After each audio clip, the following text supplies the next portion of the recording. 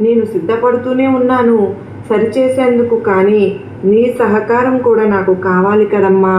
ఎందుకు అంటే నేను నీ నుంచి, ఈ బాధల నుంచి నిన్ను ఎలా బయటపడేయాలా అని మాత్రమే మంచి మంచి సూచనలు అనేవి నీకు అందిస్తూ ఉంటాను.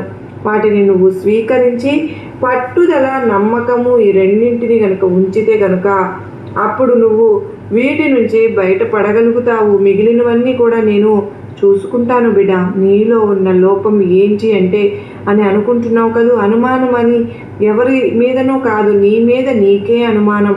నువ్వు ఏది అనుకున్నా చేయలేనేమో అని అనుమానం, ఏది చదువుతున్నా రాదేమో అని అనుమానం, ఉద్యోగం సాధించలేనేమో అని అనుమానం, వ్యాపారం మొదలుపెట్టిన వెంటనే లాభాలు రావేమో అని అనుమానం, విజయాన్ని సాధించలేనేమో అని అనుమానం.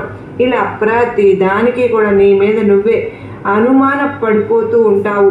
ఆ పనులను అనుమాన పడుతూనే ప్రారంభిస్తున్నావు. ఇక అక్కడి నుంచి మొదలవుతుంది అపజయం అనేది.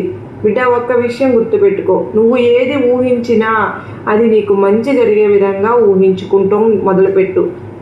అలాగే అనుకున్నట్లుగా జరుగుతుంది.